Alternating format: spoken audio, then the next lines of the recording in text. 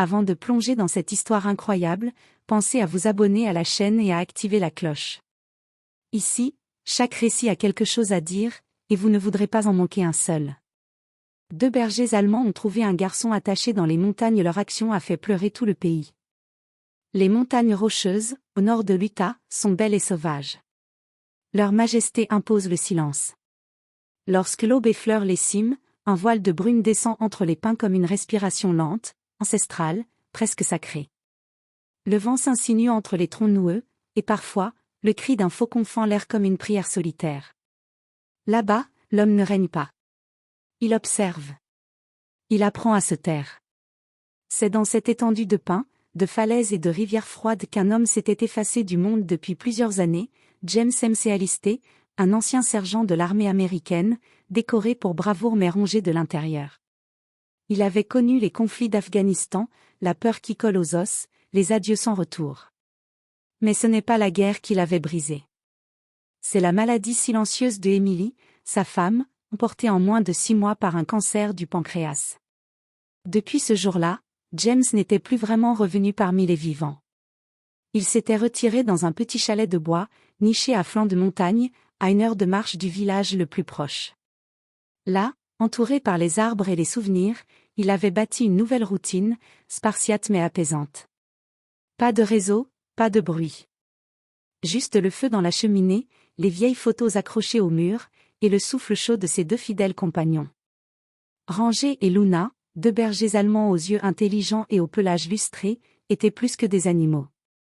Ils étaient les derniers témoins de son humanité. James les avait adoptés après leur réforme de l'unité K9 militaire. Ils avaient, eux aussi, connu la guerre. Ils portaient les mêmes cicatrices invisibles. Une confiance silencieuse les liait. Une loyauté sans mots. Ce matin-là, comme chaque matin, James s'éveilla au chant du vent dans les arbres. Il alluma le poêle, versa du café noir dans sa vieille tasse ébréchée, et s'assit sur son fauteuil à bascule en bois de cèdre, usé par le temps. Devant lui, la brume dansait entre les troncs comme un voile mouvant.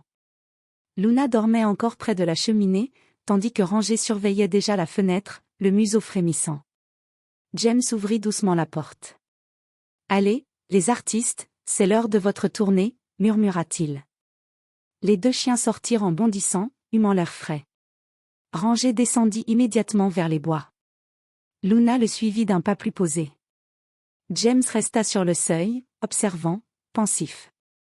Il porta sa tasse à ses lèvres, savourant le silence. Ici, pas de voiture. Pas de radio. Juste la respiration du monde. Mais soudain, le calme se brisa. Un aboiement grave, tendu, presque alarmant, retentit à travers les arbres. Ranger. Puis un second, plus aigu, presque un cri. Luna. James se redressa immédiatement.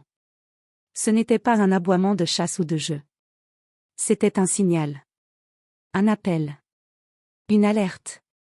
Il posa sa tasse, attrapa sa vieille veste militaire doublée de laine, glissa son couteau dans sa ceinture, puis prit son bâton de marche sculpté à la main, celui qu'il avait taillé après la mort d'Emily, lors de ses longues marches solitaires.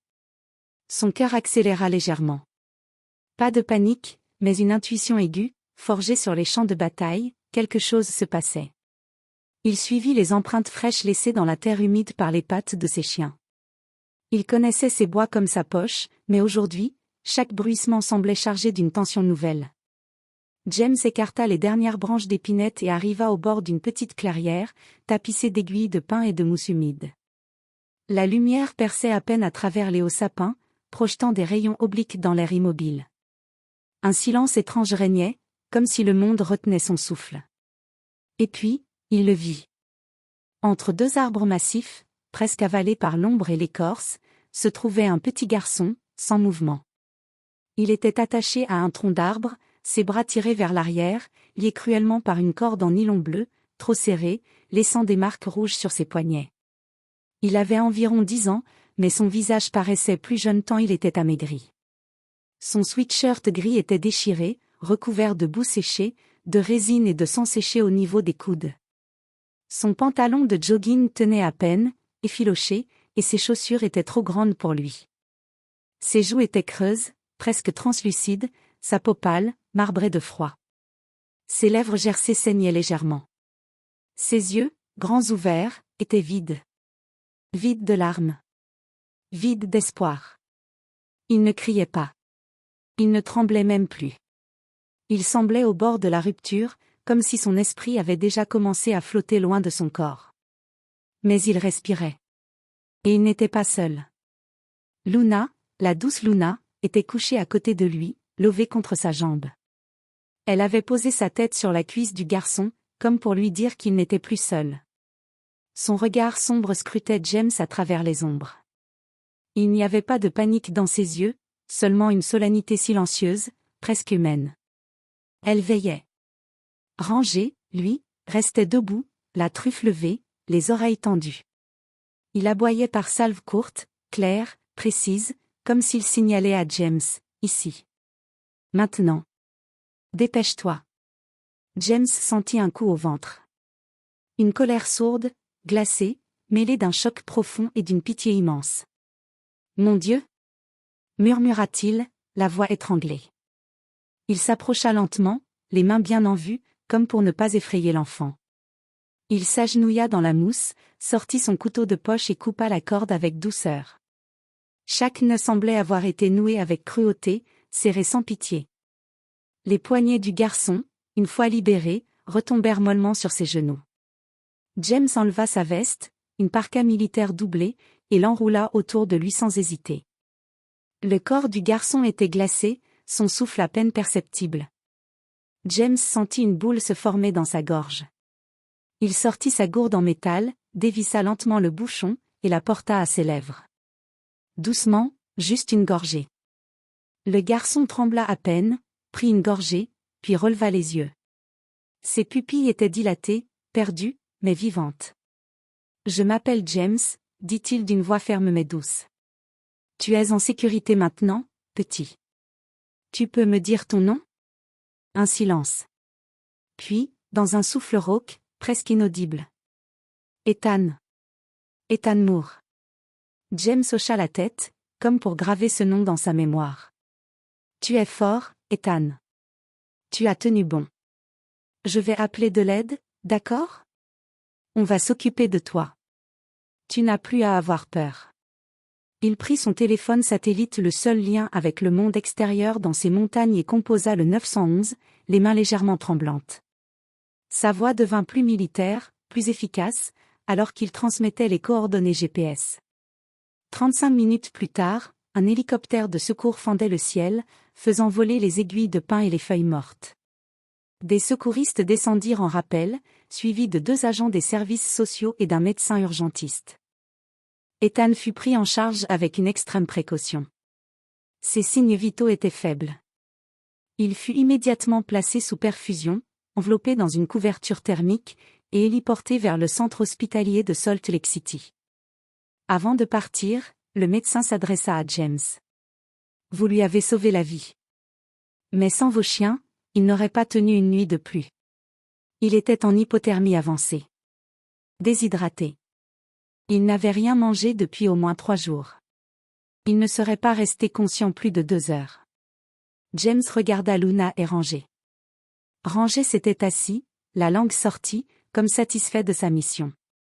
Luna, elle, fixait encore l'hélicoptère qui s'éloignait, ses oreilles à l'affût, comme si une partie d'elle partait avec l'enfant. James murmura, plus pour lui-même que pour les autres. « Ce ne sont pas mes chiens qui m'ont suivi dans la guerre. C'est moi qui les suis maintenant. » Ce que les enquêteurs mirent au jour dans les heures qui suivirent le sauvetage bouleversa tout le pays. Ethan Moore, 10 ans, avait été porté disparu 4 jours plus tôt dans la ville d'Ogden, au nord de Salt Lake City. Sa mère, Monica Moore, avait appelé les autorités, paniquée, en déclarant que son fils s'était enfui après une dispute. Elle avait décrit un garçon instable, sujet à des « crises d'opposition ». La police avait d'abord classé l'affaire comme une fugue potentielle, déclenchant des recherches légères, sans grande urgence. Mais une inspectrice de l'unité jeunesse, Sandra Blake, qui connaissait déjà le dossier familial, insista, ce n'était pas la première fois qu'un signalement concernait le foyer Moore-Benson. Quelque chose ne collait pas. Quand Ethan fut retrouvé, épuisé, affamé, en état d'hypothermie, l'alerte se transforma en affaire criminelle. L'enfant, dans un souffle faible, mais lucide, prononça des mots simples aux médecins et aux agents du service social. C'est Kyle qui m'a laissé là. Il m'a dit de réfléchir à mes bêtises. Kyle Benson, le compagnon de Monica, fut arrêté quelques heures plus tard. Ancien agent de sécurité dans un entrepôt logistique, il avait un casier discret mais inquiétant, violence domestique, intimidation, menaces, sans condamnation ferme. Il avait réussi, jusqu'à présent, à passer entre les mailles du filet. Cette fois-ci, il ne pourrait plus fuir la vérité. Lors de son interrogatoire, Kyle tenta d'abord de nier. Puis il évoqua une punition mal calculée. Il m'a énervé. Il a cassé le vase de ma grand-mère. Il se fiche de tout, ce gosse.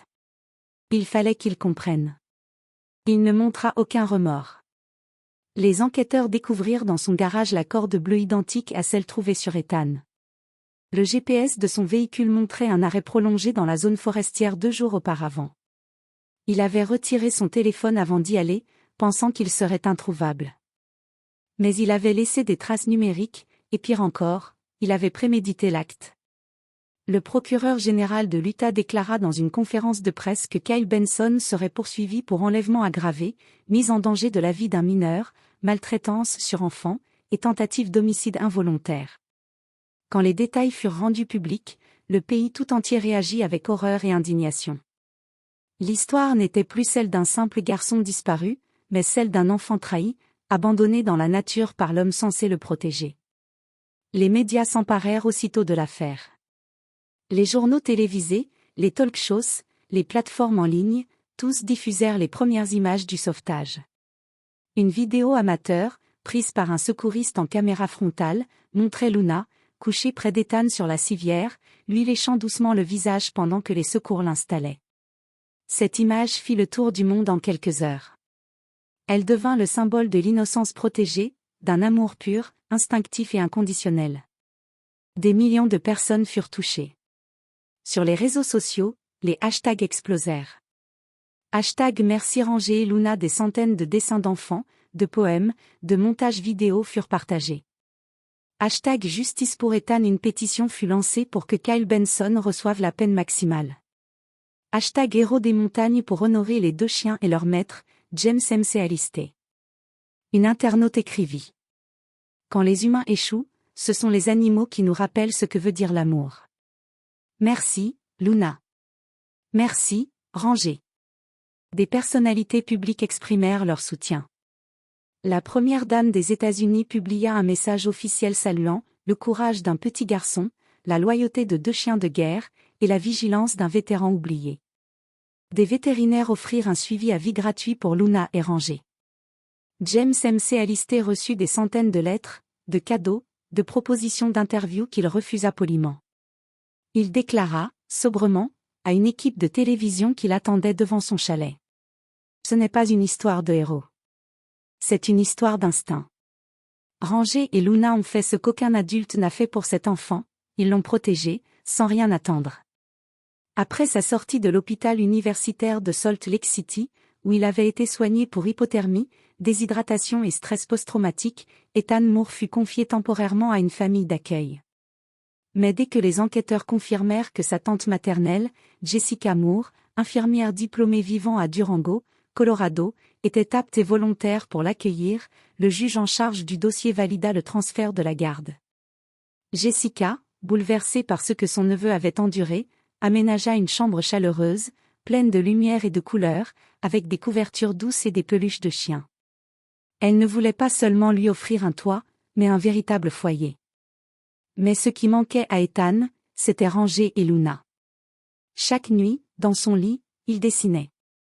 Toujours les mêmes figures, 2 bergers allemands. L'un en alerte, l'autre couché à ses côtés. Parfois, il écrivait en lettres maladroites. Ils sont restés. Ils m'ont protégé. Ses psychologues furent les premiers à le remarquer, ces chiens représentaient plus que des sauveteurs. Ils étaient le fil qui avait retenu Ethan à la vie. Lorsqu'il apprit cela, James Holloway, vétéran de l'armée et maître de Ranger et Luna, prit la route. Il chargea ses 2 chiens dans son pick-up Ford usé, traversa 2 États et arriva un matin neigeux devant la maison de Jessica, au cœur des montagnes rocheuses. James ne prévint pas Ethan. Il voulait que ce moment soit vrai. Quand Jessica ouvrit la porte et qu'Ethan vit Ranger sauter du coffre arrière, il n'y eut pas un mot. Ethan courut. Il tomba presque dans la neige, puis s'accrocha au cou de Ranger avec une force fébrile. Luna, plus douce, s'approcha lentement et se coucha. Ethan se glissa contre elle, comme il l'avait fait sous les sapins de l'Utah. Cette fois, il souriait. James resta quelques jours. Il raconta à Jessica le jour de la découverte, le comportement instinctif de ses chiens, sa propre émotion. Ils décidèrent ensemble que Ranger et Luna rendraient visite à Ethan aussi souvent que possible. Mieux encore, James mit en place un programme éducatif dans les écoles pour parler de sauvetage, de résilience et de respect des animaux, en utilisant l'histoire d'Ethan comme point de départ avec son accord. 3 mois plus tard, à Washington D.C., un grand amphithéâtre du département de la sécurité intérieure était plein à craquer. Sous les drapeaux américains flottant lentement dans l'air climatisé, la FEMA, Agence fédérale de gestion des urgences, en collaboration avec la National Animal Hero Foundation, organisait une cérémonie inédite, la remise de la médaille du courage animal à 2 chiens militaires à la retraite. Ranger et Luna montèrent sur scène avec James. Ils portaient chacun une médaille gravée autour du cou. Les journalistes, les vétérans, les membres du Congrès, les élèves d'école invités tous se levèrent pour applaudir. Au premier rang, Ethan, en costume trop grand et cravate bleu mal nouée, regardait la scène les larmes aux yeux. Sa tante Jessica lui tenait la main. Puis James s'avança au micro. Sa voix était calme, mais chaque mot portait. J'ai servi mon pays dans des zones de guerre. J'ai vu la douleur, l'horreur, l'abandon. Mais jamais, jamais je n'ai vu un acte aussi pur que celui de mes chiens ce jour-là. Il n'y avait pas d'ordre, pas de promesse de récompense. Ils ont choisi. Ils ont choisi de sauver un enfant. Il s'interrompit, la gorge nouée. Et je pense que ce sont eux, ce jour-là, qui m'ont rappelé ce que veut dire servir. Le public était debout. Des larmes coulaient. Même les agents les plus aguerris furent émus. Après la cérémonie, une photographe du Washington Post captura un instant, Ethan, agenouillé dans son costume, tenant la tête de Luna contre sa joue, et Ranger assis à ses côtés, fier. Cette photo fit le tour du monde. Et depuis ce jour, chaque année, dans les écoles du Colorado et de l'Utah, on raconte l'histoire d'un petit garçon sauvé par 2 chiens. On ne parle pas de vengeance, ni de haine. On parle de courage. De liens indestructibles. Et de cette vérité simple, parfois, les héros ont 4 pattes. Inspiré par cette histoire qui avait touché tout le pays, un vaste projet national vit le jour, Guardians of Hope, les gardiens de l'espoir. Il s'agissait d'un programme inédit, soutenu par la FEMA, le département de la sécurité intérieure et plusieurs fondations civiles, qui visait à réadapter d'anciens chiens militaires pour 2 missions cruciales, la recherche de personnes disparues dans des environnements extrêmes, et le soutien émotionnel aux enfants ayant subi des traumatismes profonds. Le programme fut lancé officiellement à Denver, dans un ancien centre d'entraînement militaire transformé en havre de paix pour les chiens et les jeunes participants. James Walker, vétéran respecté et maître de Luna et Ranger, fut naturellement nommé directeur national du projet. Humble, mais déterminé, il déclara lors de l'inauguration. Chaque chien ici a connu la guerre. Chaque enfant ici a connu une forme d'abandon. Ensemble, ils se reconstruisent. Et parfois, ils se sauvent mutuellement. Mais la surprise du jour fut la nomination d'Ethan Moore, à peine âgé de 11 ans, comme ambassadeur junior du programme. Il n'avait ni galon, ni diplôme. Mais il avait quelque chose d'encore plus précieux, un témoignage vivant. Un cœur réparé par 2 museaux pleins de tendresse. Quelques mois plus tard, à Salt Lake City, lors d'une conférence dans une école primaire accueillant des enfants victimes de violences familiales, Ethan monta sur scène devant une centaine de camarades. Il portait un t-shirt Guardians of Hope un peu trop grand, et tenait un micro d'une main tremblante. Il raconta son histoire avec des mots simples, mais puissants. Il expliqua comment, pendant 4 jours, il avait cru que personne ne viendrait. Il expliqua la peur, la faim, la solitude, mais aussi le moment où 2 ombres avaient émergé des bois, et changer sa vie. Et puis il conclut, en fixant ses camarades droit dans les yeux. Ce jour-là, je croyais que j'étais seul au monde. Mais 2 chiens sont venus. Ils m'ont trouvé. Et ils m'ont aimé, comme si j'étais leur famille. Alors aujourd'hui, je veux faire pareil. Je veux trouver d'autres enfants. Et leur dire, tu n'es pas seul. Plus jamais. L'auditoire resta figé un instant. Puis une salve d'applaudissements éclata, suivie de larmes silencieuses et d'enfants qui vinrent l'enlacer un à un. Ce jour-là, Ethan ne fut plus seulement un survivant. Il devint un symbole vivant d'espoir, de résilience et d'amour inconditionnel. Parce que parfois, les plus grands héros ont 4 pattes, un cœur immense, et le courage de traverser les montagnes pour sauver une vie.